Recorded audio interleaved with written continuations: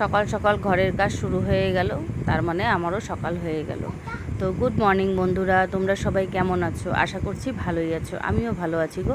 শুরু করলাম নতুন একটা দিন, নতুন একটা ব্লগ। আর এই সকাল সকাল মেয়ে অল্প একটু চাউমিন বানালো, এটা দিয়ে নাস্তা করলাম। যদিও আমি নাস্তা খুব একটা করি না, তো চাউমিনটা বানাইলো যখন, তখন একটু খাই। এটা ছেলেকে দিলাম, ছেলে এখন রাগ করে বসে আছে। মানে ওর ওখান থেকে একটুখানি আমি টেস্ট করে দেখলাম তো, যে লবণ টবণ ঠিক আছে কি না, তার জন্য।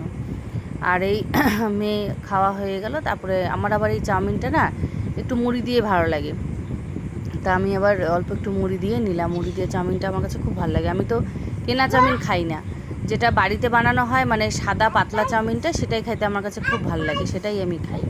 বাড়িতে বানাই খাই, কোনো মশলা টশলা দেওয়া নেই, একদম সিম্পলভাবে বানাই, সেটাই আমার কাছে খুব বেশি ভালো লাগে। আর এই যে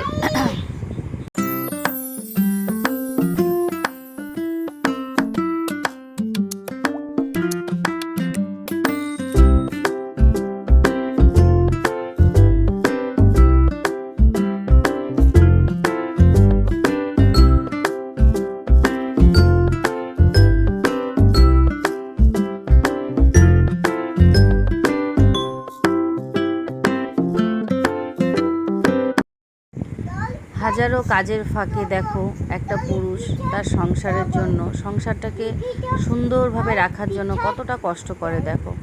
এই জিনিসগুলো টানি টানি নিয়ে আসতেছে আমার বর আর কাজের লোকটা, দুজনে মিলে টানি টানি, মানে ও পাশে যে ঘর ভাঙাটা হচ্ছে, সেই ঘরের ইট পাথর যা যা আছে সব নিয়ে আসছে, নিয়ে এসে এখানে জড়ো করে রাখছে একপাশে। তাই আমি চিন্তা করি, কাজ করছে দেখে আমি চিন্তা করি, একটা সংসার গঠন করতে একটা পুরুষের যতটা অবদান থাকে, একটা মহিলারও ঠিক ততটাই অবদান থাকে। আর এখানে আমাকে বলছে একটু হাওয়া দাও, গরমে ঘেমে আসলো। তা আমি পুরানা দিনের দাসীদের মতন একটু হাওয়া দিচ্ছিলাম আর একটু কথা বলছিলাম। আর আশেপাশ থেকে যারা কাজ করছিল তারাও আমাকে এই কথাটাই বলছিল, যে আমাকে দেখে নাকি তাই মনে হচ্ছে। জায়গা বাদ দাও। আর এই হচ্ছে ঘরের দেওয়াল টেওয়ালগুলো ভাঙা হয়ে গেছে, পিছনেও ভাঙা কাজ চলছে, এখনও কাজ এখনও শেষ হয়নি। আর এখানে দেখো পাতলা একটা পাইপ দিয়ে এরা কি যে মাপামাপি করছে, তখন থেকে এ ওকে গালি দিচ্ছে, ও ওকে গালি দিচ্ছে, এ বলছে তুই ধর, ও বলছে তুই ধর। আর নিচে একজন মাস্টার আছে, এই যে মাস্টার মশাই, ইনি এখান থেকে ডাইরেকশন দিচ্ছে যে তুই এটা ঠিক কর, তুই ওটা ঠিক কর। আমি কিছুই বুঝতেছি না, একটা পাইপের মধ্যে, ওরা লেভেল পাইপ বলে এটাকে, ওটা দিয়ে কাজ হচ্ছে। আর সবার খাওয়া দাওয়া হয়ে গেল। খাওয়া দাওয়া হয়ে যাওয়ার পরে যে বাসন কুসনগুলো, আজকে সেরকম একটা রোদ ছিল না, তার জন্য বাসনগুলো তাড়াতাড়ি খাওয়া দাওয়া হয়ে যাওয়ার পর বাসনগুলো ধুয়ে নিলাম। অনেকগুলো বাসন ছিল জানো তো, ধুয়ে নিলাম। ধোয়ার পরে সবার তো খাওয়া দাওয়া হয়ে গেছিলো, পরে আমি একা একা বসে ঘরে বসে রাতে রান্না, অল্প একটু চিকেন নিয়ে আসলো। দিনে যেটা রান্না হয়েছিল সব শেষ, আর এখানে হচ্ছে ভাত হচ্ছে।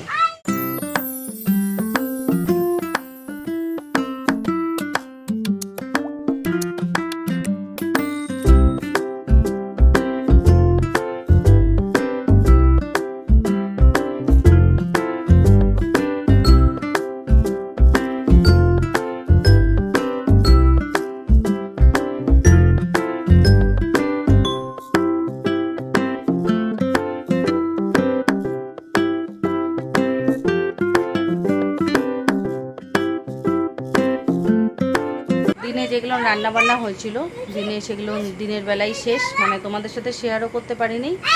আর রান্না হওয়াও শেষ, খাইতে দেওয়াও শেষ, এমন একটা অবস্থা। মানে রান্না করতে একটু দেরি হয়ে গেছিলো, ওরা খাইতে যাচ্ছিলো, বলতেছিল উপরে কাজ করবে, তো যা রান্না হয়ে গেছে সেটা দিয়ে খাইতে দাও। তো ওই জন্য আর ভিডিও করতে পারিনি।